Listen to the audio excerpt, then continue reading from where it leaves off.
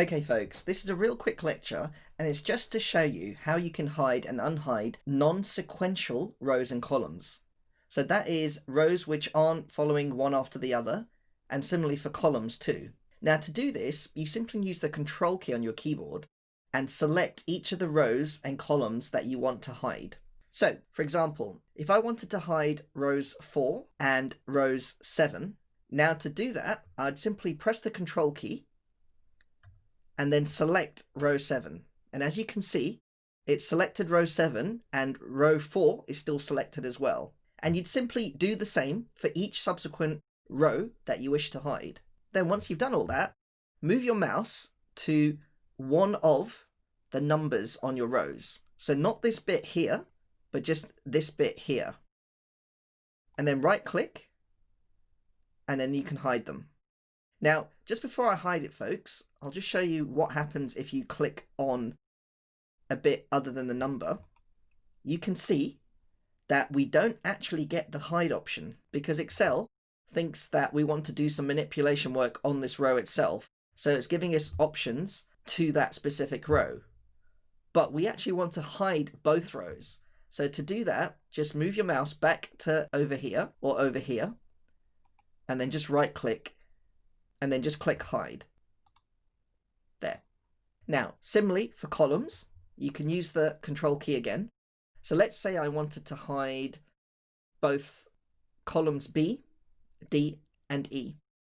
Now D and E are next to each other, folks, but B is separated from D and E because you've got column C in between. So I would select columns D and E first, then press the Control key, then select column B. And similarly, make sure you right click over one of the letters and not in the data bit here. If you do, again, the contextual menu that you get is more specific to the actual column itself, and the hide and unhide options don't show. So if you just click on any of the letters, you'll get the options showing, and then just click hide, and there you go. There.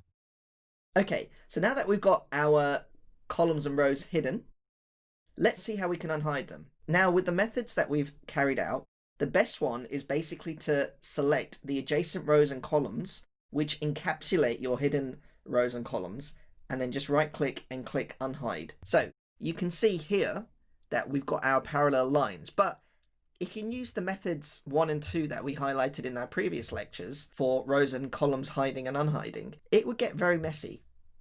And it would take a lot of time because we've got more than one row and more than one column both hidden. So what I would suggest is basically find the point where your last hidden row is, and then just select the row above it.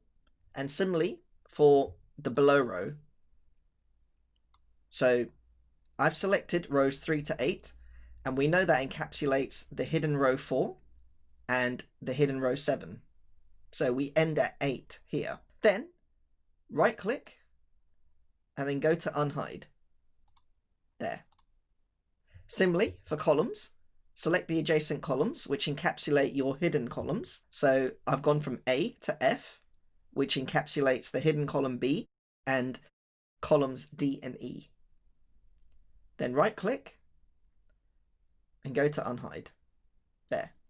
So that concludes this lecture, folks. It was a real quick one. It was just to show you how we can hide and unhide non-sequential rows and columns. And we do that by using the Control key to highlight rows and columns that are not sequential in order. In terms of the methods to reveal them, I illustrated the best one, which is to select the adjacent rows and columns above and below, or to the left and right of your hidden rows and columns.